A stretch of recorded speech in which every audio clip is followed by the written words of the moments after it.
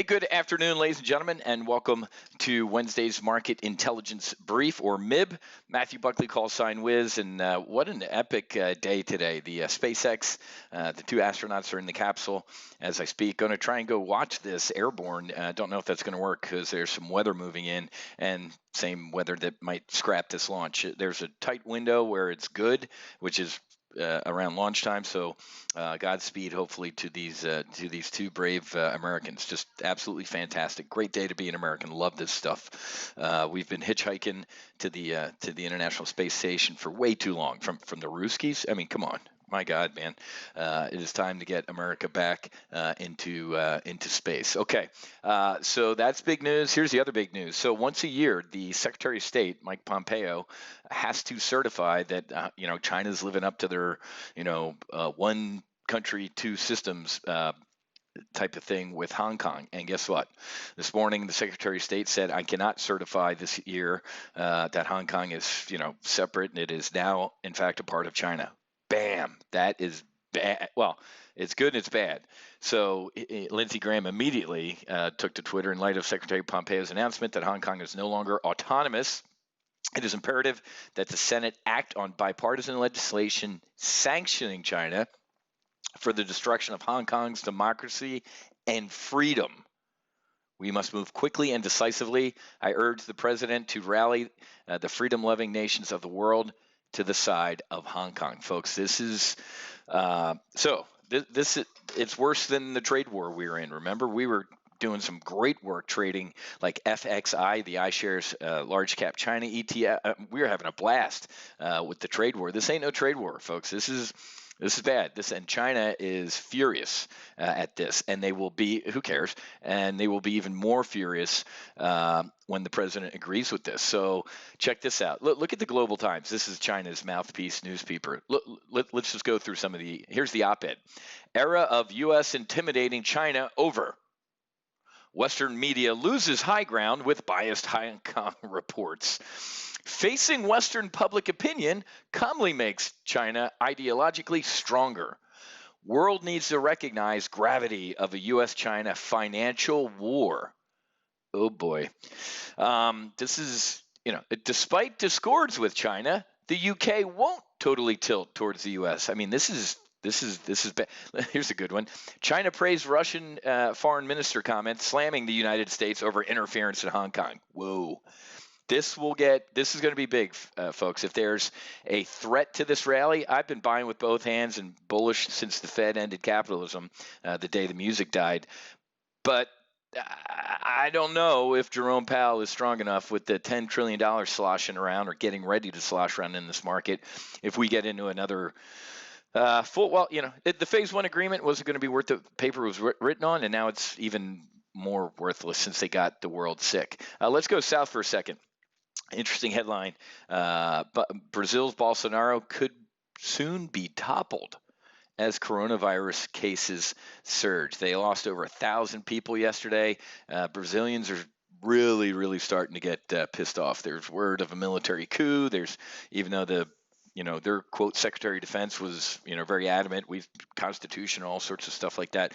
You got to keep an eye on this. But of course, when you see headlines like this, it's time to get bullish on EWZ. Of course, the iShares. Look at this.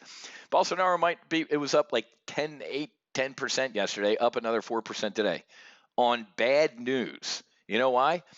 Because the Central Bank of Brazil is actually buying equities. They're buying the Bovespa to prop up stocks. So with horrific headlines, it's kind of like in the United States. The economy's horrible. Who cares? The stock market's going up, right? There's a lot of potential black swan events out there, right? North Korea is launching a nuclear-capable submarine. So this new ballistic missile submarine can maybe carry 3 ballistic submarine launched ballistic missiles. Freaking super. Park that thing off of California and the whole United States is in trouble. Guy's been relatively quiet lately, and that's not a good sign. China, more China headlines here. It's almost like this COVID was designed to infect humans. You think? Of course it was. And you placate, you calm down 4 million Hong Kong protesters, and you take over Taiwan. How? By getting them sick. It's a disgrace, and China needs to pay. So they're going to go the nuke option, man. They're going to say, hey, you're no longer a separate, was it SAR, Special Access Region? I forget what Hong Kong was called initially, but now Hong Kong's just going to, and they're teasing Trump. Trump's not going to do anything. He's bluffing. He's too weakened by the pandemic to intervene in Hong Kong. Oh man, it's almost like they planned that. Of course they did, folks. This is getting ugly. In Master of the Obvious news, Jamie Dimon, JP Morgan's Jamie Dimon admits the Fed liquidity is propping up stocks. You think? Where you been, dude? They've been doing that since the financial crisis, and they shouldn't be doing it, but we can talk about that over beer. Stocks pair gains as big tech tumbles. Dow's back up. Take a look at the market action today. Take a look at the S&P 500, SPX. Look at what it did today. Look at what happened this morning. Secretary of State decertifies China. Bang. And who cares? So, there was this little, oh my God, Amazon and Apple, and people are rotating out of tech and going in. And no, seriously, nobody's rotating out of Apple or Amazon. Amazon being down $15, I can find that in my couch. Nobody's rotating out of tech. Those the FAGMs, Facebook, Amazon, Apple, Google, Microsoft are here to stay, and they are powering this market higher. Optimism over reopening pushes stocks higher. For the economy, maybe the worst part is over. Those are all great headlines. What aren't great headlines? The blue states versus the red states. Hey man, if you're scared, stay inside. Don't go to work. Be miserable. I thought it was my body, my choice. Do not tell me what to do with my body, with a mask, with anything. Especially as the CDC is saying the death rate is remarkably low. Of course, if the president didn't shut down the country, there would be 1 to 2 million people dead, Americans dead, and the press would be going apeshit. Now that there's 100,000 people dead, the press is still going apeshit. Doesn't matter what the president does, he's going to get shit on by Democrats. Gunlock, Dow's up another 300 points today. How you doing? How are those shorts doing? I heard you're getting destroyed. Not us, right? Not our retail traders. Retail investors are crushing hedge funds again, and they're outperforming, and this is what they're buying. Great stuff. This is a good article on Zero Hedge. I strongly recommend you read it. We were talking about Disney this morning at noon. Actually, our accelerated retirement was thinking about getting long Disney out to, through the fall, and I'm not. I'm going to sit on my hands. Why? Because there's going to be an October surprise. Whether it's the Democrats, Russia, China, we call it drink. Democrats, Russia, Iran, North Korea, China.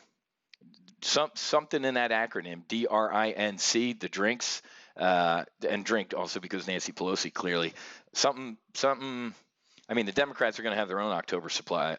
We're right in front of the election, something, and you can bet that everybody in the drinks do not want Donald Trump another 4 years of Trump. So the liberal media, everybody in that drink acronym is going to do everything possible to bring down the president, and they could be market-moving events, man.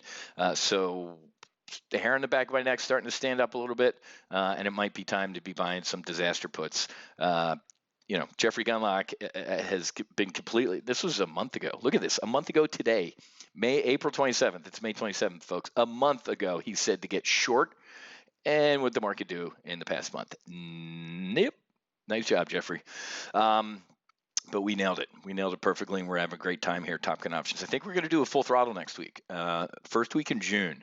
So kind of save the date. We kick it off on Sunday night with a welcome aboard brief about who I am, Top Gun Options, and then I just open the doors. I don't give you 92 PowerPoint slides in an hour and say sign up for this thing and learn how to trade options. I open up the doors and show you what we're doing currently and the performance of our. Look at our Excel. This is our retirement portfolio, man. It's our performance. There you go. Year to date. 229. Look at that, almost $200,000 trading SPX. There is red on the screen, man. Got caught, in the biotech, Gilead, Regeneron, Moderna, that kind of shit show. Those made money, lost money, made money, lost money, and some Boeing stupidity. But look at that, man. Disney, Carnival, we did some great work. So this is the retirement portfolio. That's pretty damn good for retirement portfolio. So keep an eye out for emails or a sign-up page so you can get your free slot for next week's Full Throttle. Okay? All right, have a great rest of your day. Go out outside. Well, we will in Florida. We're going to go outside. We're going to watch the launch of SpaceX and America getting back in space. So God bless the astronauts and God bless America.